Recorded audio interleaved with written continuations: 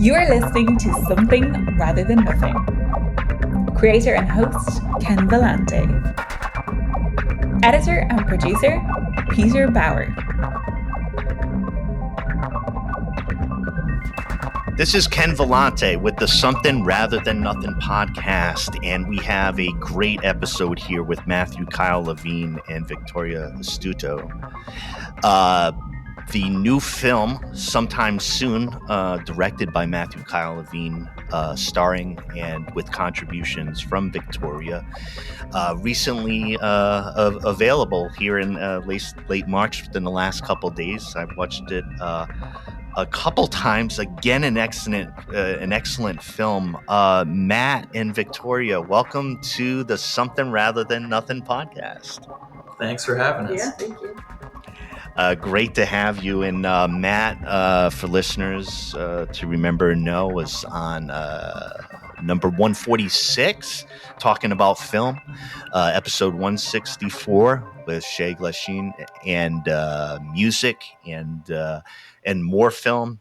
And now we have Victoria, who stars in the new short film sometime soon. So welcome back, Matt, and welcome again, Victoria. So very happy to have you here. And we're meeting you in New York City, right? Yeah, we're in Greenwood Lake right now, just about like 50 minutes away from the city. All right. And I'm calling out from Eugene, Oregon, Tracktown, USA, home of the Ducks. All right. I want to talk to you both. First of all, tell the listeners about this short film, this movie that you just put out. What's it about? What are you trying with this one? Yeah, so we're really excited about it. It came out yesterday, and I feel like I feel personally is one of my most like emotional and impactful movies yet. It's a little more on the nose. It's a little less ambiguous. And it basically follows the life of a young woman who runs away from everything that she knew. She runs away from everyone that she knows to go to Florida in the hopes for a more rosy and utopian version of her life. But she finds that through all these voicemails that she keeps getting, that she can't really run away from her past or whatever trauma that she's trying to run away from. She can't seem to get away from it. And she, fills out her days, going to the beach and going to bars, just sort of any way to kind of distract herself is welcome for her. And she spends most of her time living out of her car in this portion of the film, in this portion, moment in her life. And we just sort of follow the emotional kind of path that she goes down while she goes down this kind of rabbit hole of sadness that she experiences when she gets to this place and finds that it's not as great as she was hoping it would be. Yeah, and Victoria, and you've been in a couple of Matt's film. He's not giving you a lot of lines. Not gonna speculate on that. I know you do fine with them, but more of reactions to situations, and there's a lot of silence and consideration and wrenching through things. You're newer to acting, I know. What has the experience been like for you to move into these roles that are really important for holding the story together, and then being able to do that? What's the experience like? Definitely challenging. I remember when we first shot Trusted Hands, the last one, I was like, I don't know if I can act. Like, I've never done this before. I kind of sprung it on her. Yeah, I mean, I acted once in a senior play, and I was a man, so kind of not my best acting experience. Something to work off of. Something, right. I had some experience. Yeah, going out of your comfort zone. Yeah, but I think as someone who's also introverted, I think it even made me dive further into my own emotions because I can't say anything. I guess I didn't even, while it was happening, I don't realize how expressive I'm being, but while really like putting yourself in the character, whether it's the Trusted Hands or for the Sometime Soon, that sad, deep, like emotional sadness, I feel like, I don't know, I felt sad just doing after we did. I'm like, whoa. Yeah. Because it's a lot to kind of ask of yourself, to like throw yourself into this kind of intense situation. And then also to not have anyone to bounce off of. It's like, it's a nice kind of reflection, and it works to our advantage because the character has no one to bounce her thoughts or feelings it's off lonely. of. And I think that shows of like the loneliness that you feel. I mean, for sometimes students, she's really trying to escape, but also can't connect. And I think that shows. Yeah. It was interesting because you had mentioned the introverted piece, and I immediately thought of, because I've just seen the film. I've seen you in the film, and you kind of make the connection to how you present yourself there. And it was so interesting to hear that word, because when you look at your character within Sometime Soon, it's like you're like right there on edge, like in everything's like expressive, and it's like I'm gonna walk by and be like, I'm not fucking with her. Like I'm not now. It's just like this space. I'm not gonna talk. I'm right there in holding that. So there's a lot of power to that. And I also keep wide berth when I've seen where you're able to display in that part. But it was quite effective and held as a presence. One of the things I wanted to ask you, Victoria, is about art and acting being a particular form that you've done recently. But I know you have a lot of interest in music and in sound and being around and creating art. I was wondering what your experience is as far as like your identity, seeing yourself as an artist, and maybe where that is right now doing these short films. Yeah. I feel like I began my art journey or artist journey as a musician was the first thing at a very young age. And that kind of built into like, I really, really did love music and also felt like so inspired by the teachers and the people that surrounded me, which then really kind of inspired me to be a music teacher, which is what I do now. And I think the community I think that's created in schools, like I felt the most safe in the band room and with like those kinds of people. I saw like a New York Times article about how like high school kids were saying it's like, I only go to school so I can go to band, and this is like my place. Yeah. And I definitely felt that and wanted to then like create that kind of environment when I'm a teacher. And that's something I try. Right now I teach 4th, 5th, and 6th grade band. So starting kids out from the very beginning and then seeing them grow for 3 years. And I have kids that like come eat lunch with me, and I hope to create that environment that kids like love music and feel safe in that place. And I think that really kind of cultivated the artist, I think, in myself. And I loved the art room, and those were like my 2 favorite places that I felt like I could be myself. And as an adult, I am a clarinet player is like my main thing, but I never made my own music until very recently, like the last 2-ish years. Kind of got going on writing my own music and using the skills that I've built up over the years to make my own thing, which is very eye-opening, because I've always been okay, I'm a clarinet player and I play in the orchestra and I play in right now I play in a group in Brooklyn, and it's like playing other people's music, and then I'm like, well, I think you asked me when like, don't you make your own music? And that was something I just was like, oh yeah, why don't I do that? Yeah. And I love like singing and guitar and kind of those things. But then I think writing my own music has brought my expressive, like your creative side out even more. And with acting is now I can combine, I feel like all the things that I like, because I feel like you obviously have to be expressive to write music and play music and perform.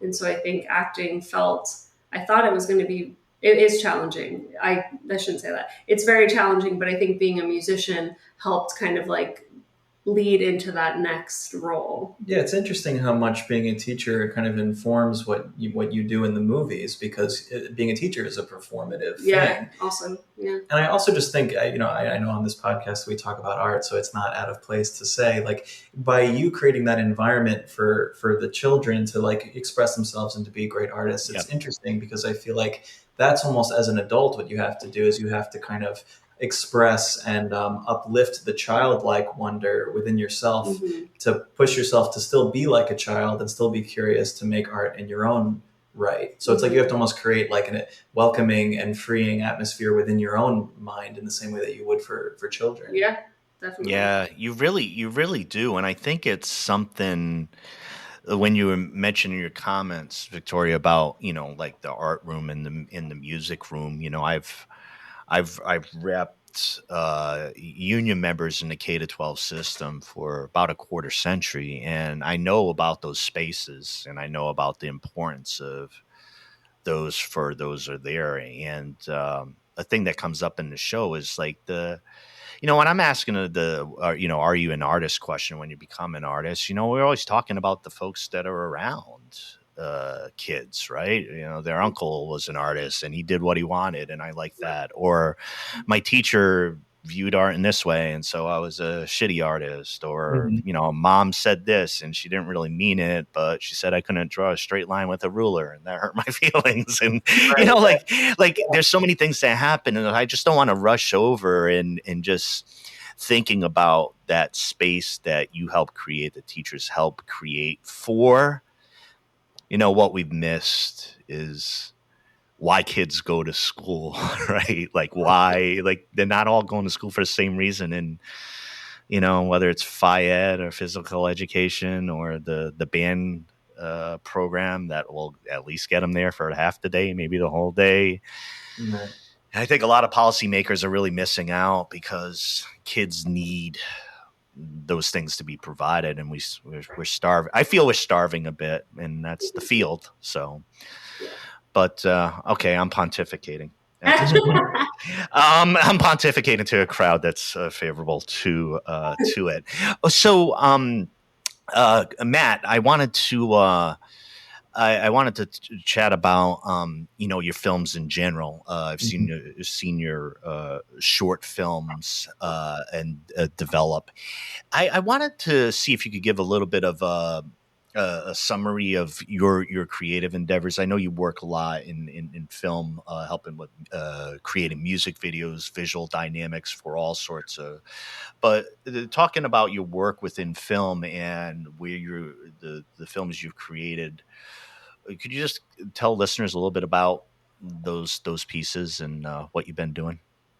Yeah, so I've been working in the film industry for 7-8 years, kind of like helping people fulfill their dreams and their visions. But all along, since I was like 12, I would always make my own, short little movies. And as time has progressed, I've kind of honed in on what my style and what my taste in movies is, and then like what I would like to say or express in filmmaking. And, over the course of the last maybe like 3 or 4 years, I feel like I've really honed in on a theme or just kind of like a style that I really feel like is my own, and kind of represents the way I look and view the world. And that theme normally deals with,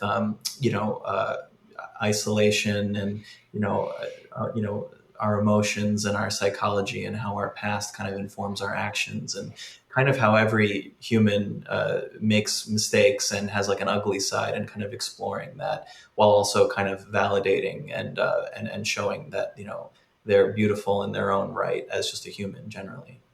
Yeah. That's kind of that's an intense answer.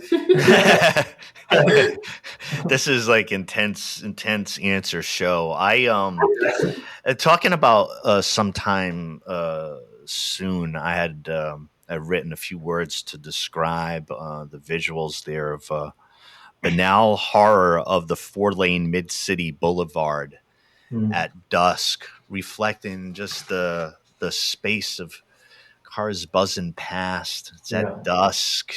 Yeah. The idea is like there's a lot of activity, but is any of it pointing anywhere? Who's sitting in these cars? Just things don't pass. It was very palpable, very poetic. Talking about your movies, I thought that was almost like kind of summing up the feelings of loneliness and isolation that you force folks to deal with, keeping them in there too long than is normally advised. Is that fair to say? For sure, yeah. And I feel like this movie specifically kind of explores the natural reaction to being isolated, which is to like, run away and be free and to go wherever you want and to adventure and roam. And I was thinking today that this movie almost kind of springboards off of the concept of like this American dream, that's not to just, get a house and just, get all your stuff in it and just kind of sit there with it, but instead to kind of go on the road, kind of like the Jack Kerouac novel On the Road, like this kind of fantasy of adventuring and kind of exploring. And I thought that this movie was kind of an interesting kind of almost like current modern take on the on the road concept, where even though this character has the ability and the freedom to go wherever she wishes, it's like this modern take showing that she has like almost this shackle, which is the phone, kind of keeping her isolated. And I feel like that shot is very representative of that kind of boulevard intersection shot, because you just see all this activity, as you say, of all these people in their individual bubbles, their individual pods, just sort of like racing down the highway, heading to just escape whatever existential dread that they might be feeling, to kind of go to the next thing, to kind of make their life better.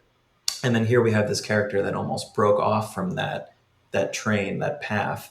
And like there she is right on the side of the frame, kind of in her own bubble. And I think the interesting thing about that is that even though she broke free from it, the shot and the movie almost shows that society is not really interested in rewarding people from breaking free from that path.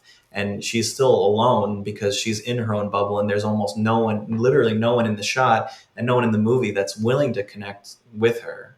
So she's almost still trapped in her own isolation, even though she's trying to break free. And I think a lot of that has to do with the effect that technology and the modern world kind of has on us now, with things like just I don't know how to explain, like not the Industrial Revolution or anything, but just what cars and technology and phones have done and how they've isolated us and kind of kept us less community oriented.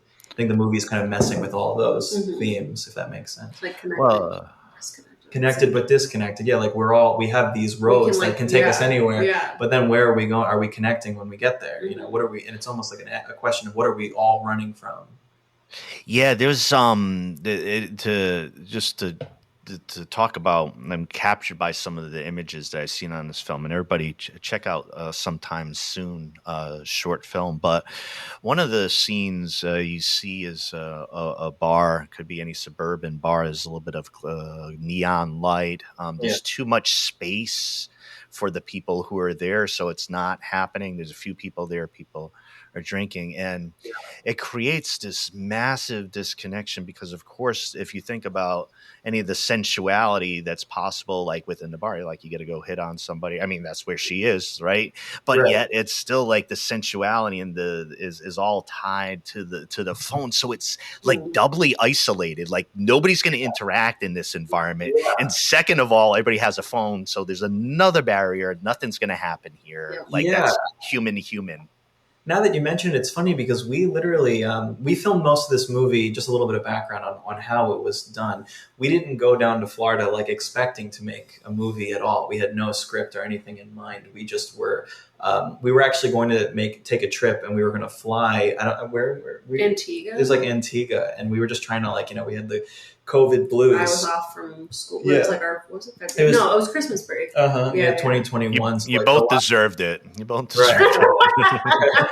We were trying to get out, and then even though we were both vaccinated, the requirements for flying were that you had to have a COVID test 3 days before the flight. But everyone was getting COVID. It was just so there was no way to get the results in time. So we booked the flight thinking we would get our results in time, and then we were like, all right, well, we'll just drive to the airport, even though we haven't gotten our results yet. Maybe we'll get them any minute, And then we get there, and it's just like we don't have the results, so we can't take the flight.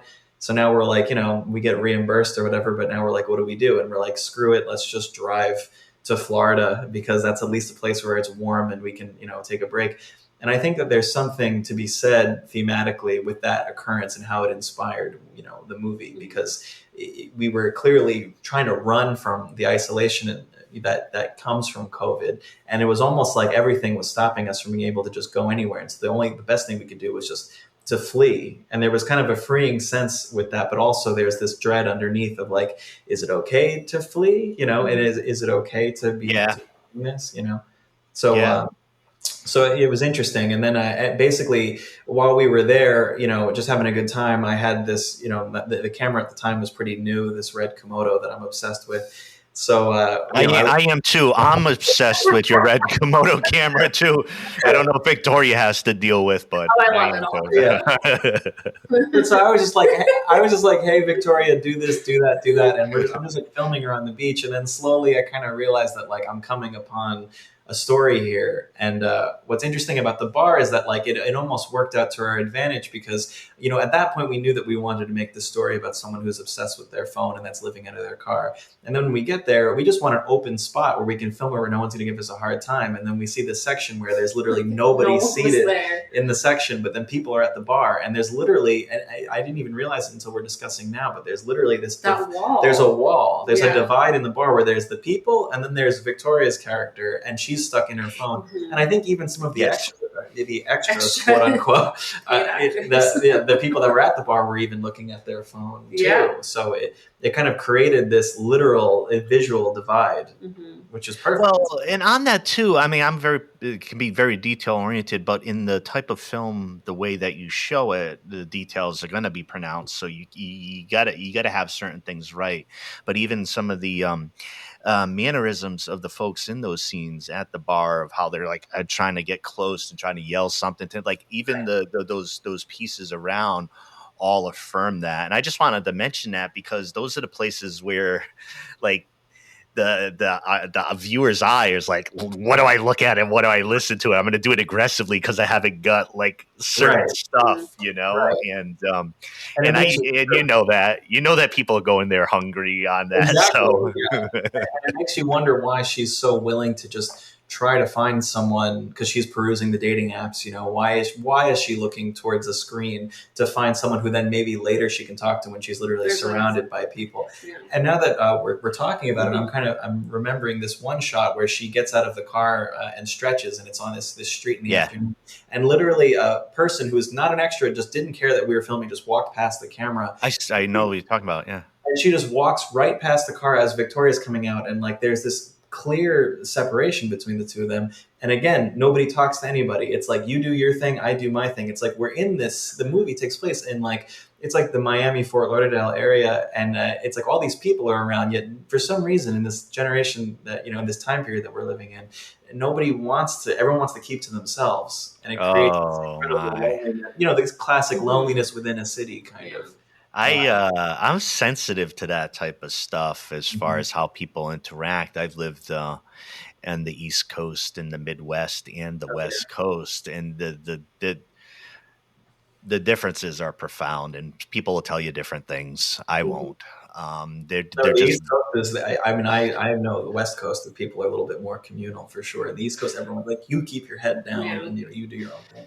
Well, there's I remember just one thing too is when I went to the Midwest and how like super friendly was. I was rattled to the core because of like 6 people in a row going up to a cafe in Milwaukee, Wisconsin, and like, how's your day going, and like getting coffee and stuff. I'm like rattled. I'm like, man, this is like cult, this is like cult shit. I didn't know like they turned over here, but then I calmed down and realized that people had a generally friendly approach. Like a New Yorker or city dweller or not city dweller, but like someone on the coast, maybe more so, will feel almost like that's the crazy thing, to not be so communal. And you almost realize you've been pre-programmed to be standoffish. And it's like, and for what? Probably just to drive, the capitalist system that we all live in. Get back to work is kind of the idea. Yes, is that churn. So yeah, it's been great to talk about the sometime soon. Victoria, I'm looking back at you on the screen, and then talking about talking about art, and again, thank you for teaching. By the way, thank you for being a teacher, and the importance of that. I asked one big, heavy philosophical question. Not more. This is the biggest one, and I've asked Matt, so he's off the hook. He's already been through it. But the question why I ask it is just about kind of why we do things, or maybe why we're here, or what is all about. And the question is, why is there something rather than nothing, Victoria? Are you, I thought you were like stepping out of the frame. No. You're on your own. Yeah. I think there's something rather than nothing, because we're all here to make something of our time on this earth and on this planet for whatever we want it to be, whether it's making art to connect with people, or making music, or making film, or teaching to connect with others, or I mean, those are just my ways. Yeah. But I think that gives, I mean, for Purpose. me, it gives me purpose to feel like I'm creating something rather than nothing in this time that I'm here. And even though, we all know things get dark, and there are things that are hard to deal with. And I think creating something is what gives that darkness a light, or a purpose to why we feel this way. Yeah. That answer means a lot to me in particular, because I've been listening to something a couple of days ago. I've had to make decisions recently about just like focus in life. And, sometimes you hear things. I heard it on podcast. All right. So yeah, I was listening to podcast, but it was about that when you allow some space to open, some space within yourself to open, and then there's an orientation towards light, towards the sun, towards space, that can be imperfect, how that works out and how you feel, but the positivity in the light is going to be inflected around by the opportunity you've had for it to go out. And it's something that I wouldn't even said or thought of, but I was reading this, or I was listening to this, and it just really sunk in that it isn't getting all this foo-foo, or getting everything just right, and that I'm doing healthful things. That means I feel perfect. No, because you could be down 5 minutes from now. Yeah. It's about that it's positively oriented. And so when you were saying what you did as far as the light and with art, I know for sure that's a huge focus right now, being I don't have to tell anybody that I'm around that things are shitty out there in society. And if that's a bad attitude or whatever, it's shitty out. Everybody's telling me it's shitty, and it feels shitty. So hence, that being the case, I'm well, what is glorious and what is good? And just the words that you were mentioning, Victoria, about light and then that opening up, it just, that's the way it hit me right now. So I really love that.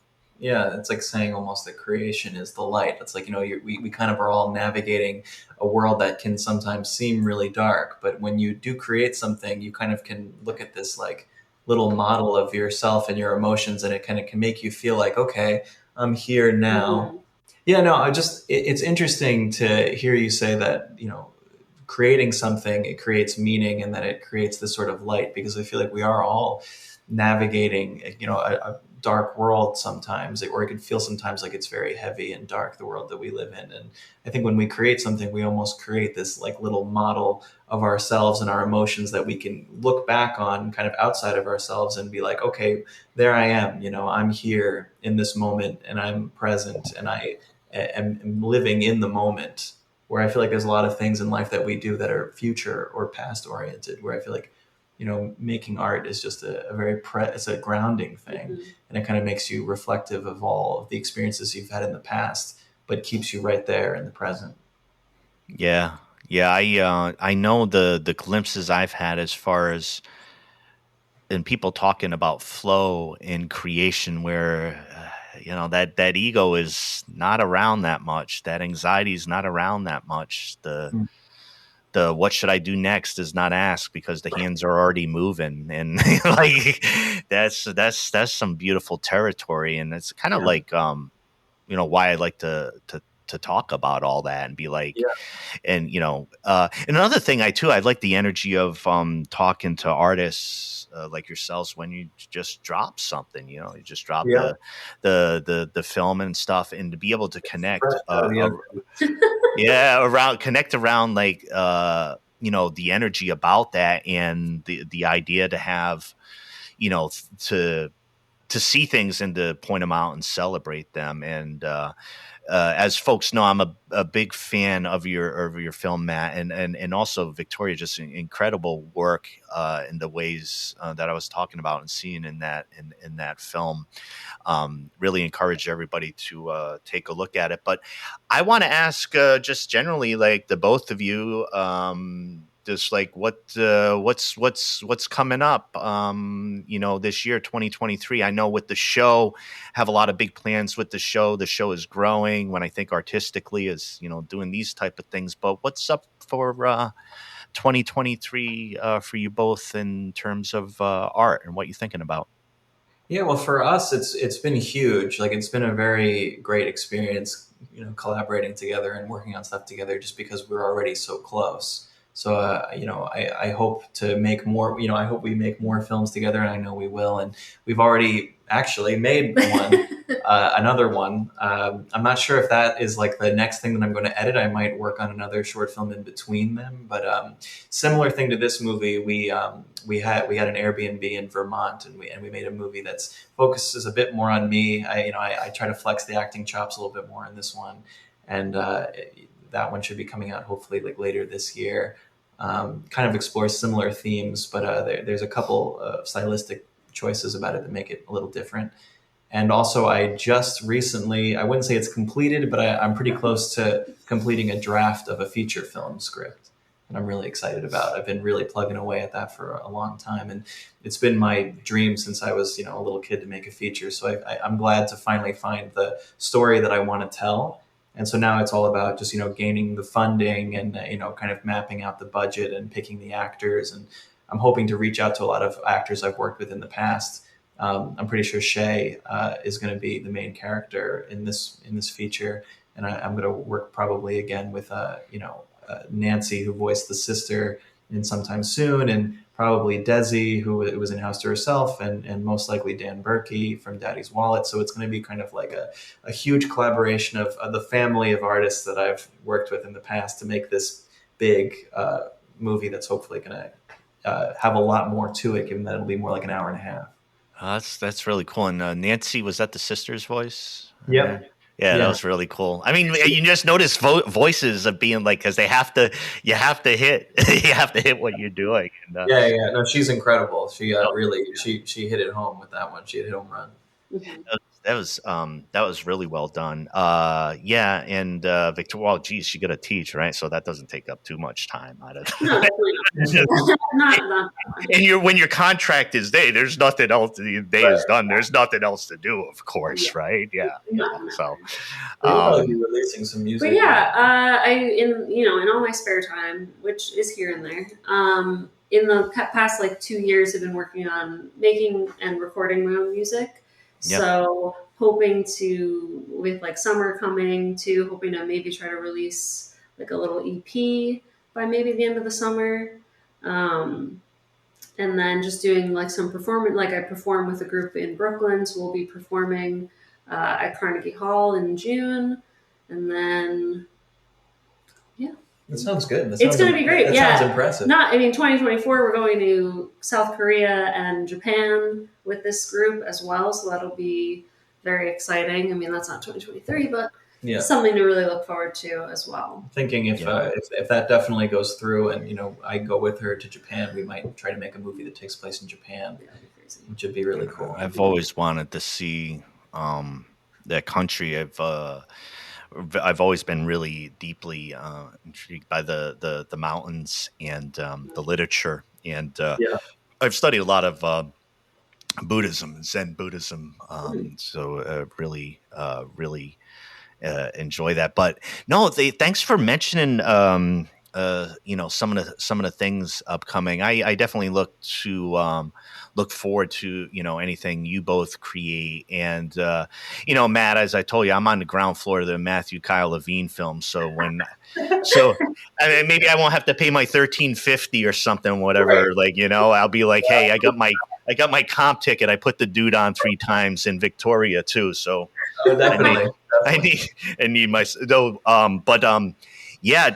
Very, very nice to hear about that. We'll be linking up, the film, and so everybody can find that. Vimeo's a good spot for it. I've been watching a lot of film lately. There's one service I've watched with a lot of great classic films. A Mubi film, MUBI.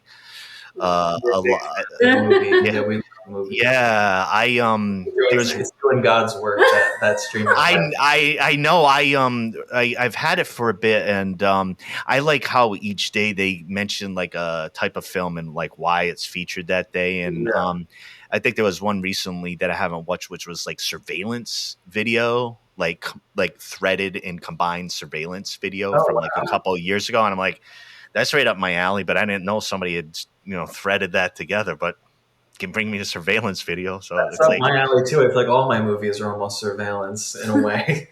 Final question. I know I asked you this once before, and I want to ask it, and it's not a tough one. It's just if you've seen it, the movie Anomalisa.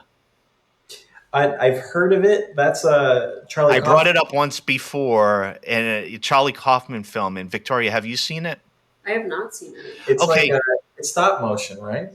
Yeah. So what I want to say about it, and I don't mean to bring, you've already answered this once. It's a bit unfair for me to ask you, Matt. But anyways, with the film, the reason why it keeps coming to my head when I talk to you is that yes, it's a stop motion animation, and there's aspects of like hyper realness and artificiality that I sometimes see where you're operating, where it's like this. Is it busy or is it not busy? There's this categorical kind of shifts. Now, the movements and the interactions in Anomalies are weird because it's stop motion, but it takes place in a hotel. And it immediately taps into the place of the loneliness of travelers. Right. Travelers who end up in a spot and will look in their phone book and being like, we were so in love 15 years ago. Right. Looking through, and it's like, there's nothing wrong with, but it's like a desperation, like an alcoholic desperation of past times. And so it's not an uplifting Oh, that's okay. Movie. But anyways, there's something about the aesthetic that every time I see one of your films, and so whenever you watch it, because they're just so different in a certain way, I think I'm going to try to find out what it is, why I feel the same way in that. It's I'll be sure to watch it before the next time we're on, then, and we could talk about it. I got one task for myself is that for some reason, I saw a copy of Anomalisa that I saw in a store, and it actually had a kind of like topographical pull-out pop-up of the set. I don't know what sort of mood I was in, because this is normally would, it was reasonably priced. I would have purchased it. I didn't. I felt like it was too holy of an object. It's like taking something from church or something. Yeah. So I was like, where'd you see it? It's in Corvallis. So I'm about 15 minutes from Corvallis, Oregon. So we're gonna go back and just some like DVD store, or it's just an odd, old DVDs and the West Coast is that they have all these they have way more record and DVD stores. I love that. It's huge. It's huge. Like you can't escape it anywhere now. VHS. I know. Yeah, it's becoming a big over thing. By you too. Yeah. I mean, cassette too. It's like anything to be more physical, because we just I think there's something that hurts us at our core, where art is so digitized and like not physical. Mm-hmm. Yeah, like grab the thing. I'm a comic book guy from when I was since a kid, so like I get like give me it in my hand. That's what I'm most excited about with making the features. That finally I'll just have like a DVD at least. least of it, you know. I mean, Yeah. I could do it with short films. A little weird to have like a DVD for a 15-minute. Yeah, maybe, but still to have the I feel like it's the same thing with an album. It's like when you get it on even a CD or, you know, on a vinyl if you're lucky. It's like there's a thing where you could hold it and be like, this is a thing I made. Yeah. Well, at least some of the design aspect of it too, of looking back at some old CDs where, shit, if I'm a photographer for groups or an artist and I got that shit on the front of the CD, I want people touching it, putting up on their wall, like, you know, so there's other pieces. Yeah. So, hey, it's been great. It's been great talking with you both. I just want to say I've been really repping New York City. You know, I'm going to get some heat from my folks up in Rhode Island and Boston, but this is my second episode out of 3 out of New York City. And and I hope to do a correspondent field visit out that way as soon as I can. I would love to do it in person one at some point if you're here. Yeah. Hey, and the only other request is in the recent film, there's some audio pieces of going through sound stations and listening to songs. Yeah. I'm giving you full rights for a Something Rather Than Nothing clip. If somebody's flicking through the stations next time. Yeah. You got 6.5 days of free material to listen to and pick out the perfect 3 seconds. Beautiful. Maybe I'll do that. It'll be a nice little Easter egg, you know. Somehow. Gotta give back a little. Thank you both. Great to see you again, Matt. Victoria, great to meet you, and great work. And thanks for everything you do in the arts and teaching the kids the arts. And hey, Matt, I imagine maybe we'll I'll be chatting pretty darn soon again. I really hope so. It's always a pleasure. I feel like I come to tons of revelations about my own stuff just from our conversation. So it's always great. Well, that's the thing with these. It helps me too. So that's the reciprocity, right? Yeah, exactly. All right. Take care. All right. Thanks, Ken. Thank you.